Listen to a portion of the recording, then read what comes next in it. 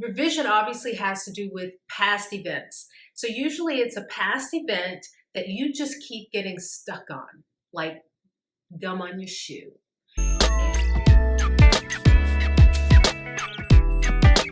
Hey, I'm Dina Haynes, and I am the author of the original reality book series, teaching you how to create the life of your dreams through manifestation and scripting. So today, we're going to talk about something that I think a lot of people haven't tried yet, don't have much experience with, or maybe they're just confused about it and they're wondering if it really works. It's called revision. This is a fun little thing to do. I have experience with it. I also have coached my clients in how to do it, and it has worked for them. So the purpose of revision is really to move you forward. A lot of people use this, and I advise this to people who are stuck, right, in their manifestation. So like they've manifested something, and for some reason, no matter how much they affirm, how much they visualize, it is just not happening. And the reason always comes back to your beliefs. I have videos about mental diet, which I think are essential. And if you haven't watched them, you should definitely watch them. I will link at least one of them here. Revision obviously has to do with past events. So usually it's a past event that you just keep getting stuck on, like gum on your shoe. And for some reason, your mind always goes back to it maybe, or maybe you're not even aware of it. It could be in your subconscious. And through doing your mental diet, you have become aware that it's a thought that you keep having directly related to one of your manifestations. So like I have a client who she has this issue with men abandoning her, and she's trying to date, she's trying to find her new love, but she's got some stumbling blocks, and this is one of them. Is she has this persisting belief that stems back from her abandonment issues with her father. So a revision can be something you could create it. You can create a scene that never even happened, which is a revision of the past because it never happened. So she went back to a scene where she last saw her father, which was so many years ago, and she imagined them having a conversation and him apologizing for not being there and him telling her specifically, it wasn't you, it was me. And him telling her, I didn't have my father growing up, and I didn't know how to be there for you in that manner. And so it was nothing to do with you, it was all to do with me. And since then, she has now softened her view on it. It was quite a release for her to hear those words in her father's voice. So in her situation, a revision was very necessary because that past was still a part of her current reality. The truth is manifestation is all about what you focus on, your thoughts. And so literally the easiest kill switch is to just stop having those old thoughts. Stop telling your old story. So for this woman, she needed to stop saying, men never stay, men cheat, they do this, they do. She needed to stop saying those things, because the more she still spoke on that, the more it stayed in her reality. So the truth is you don't have to revisit anything from your past. The past is past.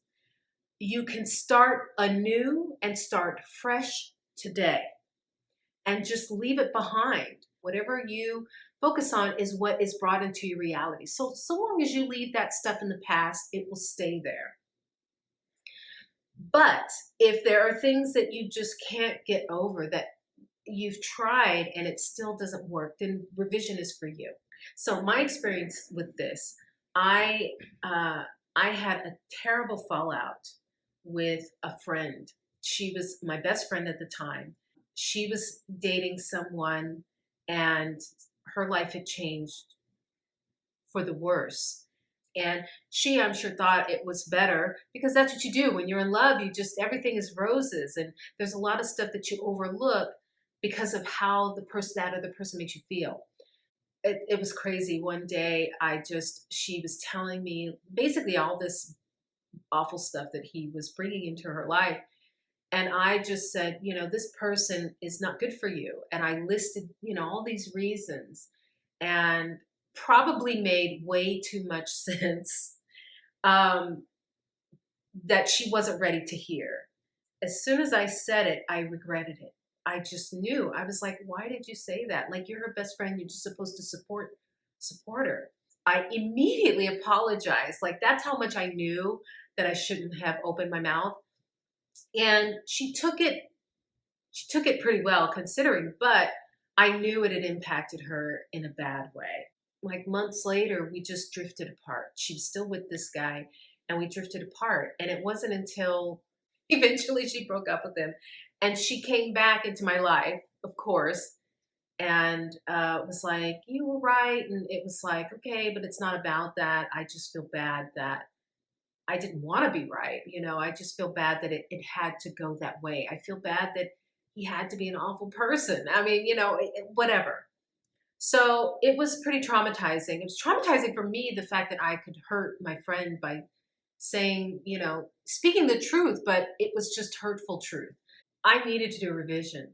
It just affected me. It was like a dark cloud over me for the whole year that they were together, and even after that. So I had to forgive myself. So anyway, so I did a revision, and what I did was I went back to that day that I said those things. And instead of saying the things that I said to her, putting him on blast, basically, instead I said, someday you're going to realize that you deserve better. And that was it. And then in my visualization, she just kind of looked at me like, what does that mean? And I changed the subject, and we moved on from there. It was so weird. So when I did that scene, when I had that scene, it was like I, in my mind, did like a fast forward to see, okay, now how did that end up? How would that have ended up? Like if I had actually done that, how would it have been? And the truth is we still would have ended up not being friends. She stayed with him for a year, and she needed to have her experiences with him. But I, at the same time, couldn't be a witness to it. So we still would have ended up parting ways, which I thought, once that revelation came over me, I thought, wow, things ended up the way they were supposed to. But at the same time, I felt good about how I had left things. Where I'm like, look, I care deeply for you. I think you deserve better. But at the same time, I respect your journey. And she ended up coming to her own conclusions about it. And that's really just the truth about everyone. We are all on our own journey. No one can tell you how to walk your journey. So the revision was helpful. It was really just healing for me. It didn't have anything to do with that other person. It's about me and my journey. I had to go back and heal that. I had to go back and say something different, something that I could stand by and hold my head up high and feel like I did the best thing at the time. As soon as I visualized it, it felt amazing. I felt this weight lifted, because the truth was, and even with the things that I had, that I had said, the truth was is that was really my intention. Those were my feelings. I cared about her. I thought she deserved better, but I respected her journey. And so it felt so amazing, guys. And I want that for you. So if you feel like there is a moment in a relationship where something went wrong, even if it was something done against you, you can go back and revise it.